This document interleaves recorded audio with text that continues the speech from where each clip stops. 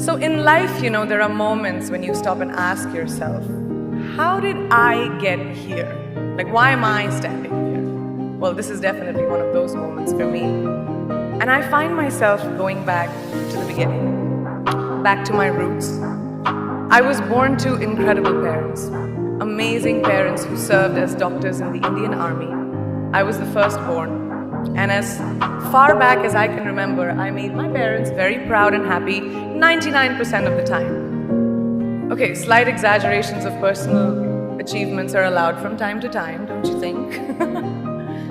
My brother was born a few years later, and even then, nothing changed for me. We were both given equal opportunities, and I want to emphasize this. I want to really emphasize this for you because I don't think a lot of people might understand that being equal might seem very normal. But where I come from, India, and a lot of developing countries around the world, more often than not, this is an exception. It's actually a privilege.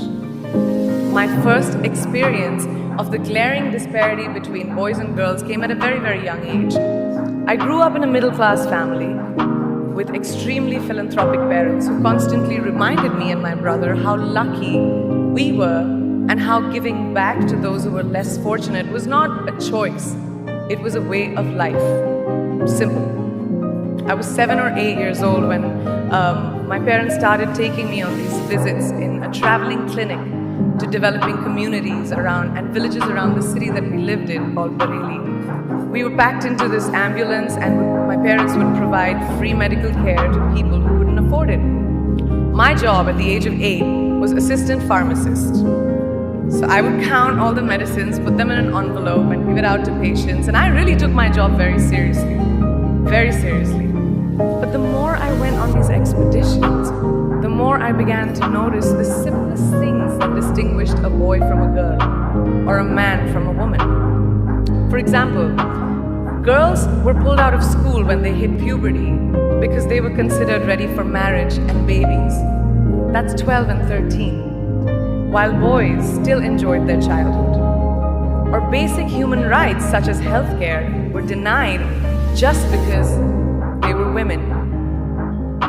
Let's call this whole experience trigger number 1 for me. Fast forward a few years and many, many triggers in between. Like a producer-director, for example, early on in my career, I must have been about 18 or 19, telling me that if I didn't agree to the ridiculous terms or painfully low salary in his movie, that he would just replace me. Because girls are replaceable in the entertainment business. That was a memorable one. Made me decide to make myself irreplaceable. But I think what really moved the needle for me and ultimately led me to create the Priyanka Chopra Foundation for Health and Education and around the same time partner with UNICEF was an encounter with my housekeeper's daughter. About 12 years ago, I came home from set early one day and she was sitting in my library reading a book. And she must have been 8 or 9 years old and I knew she loved reading. So I asked her, I was like, it's a weekday, why aren't you in school?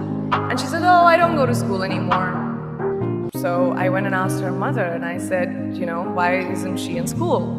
And her mom said that her family couldn't afford to send her and her brothers to school, so they chose the boys.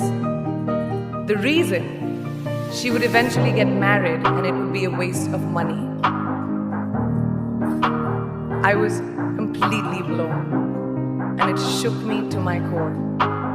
Eventually, I decided to cover the cost of her education so that she could continue to learn because education is a basic human right.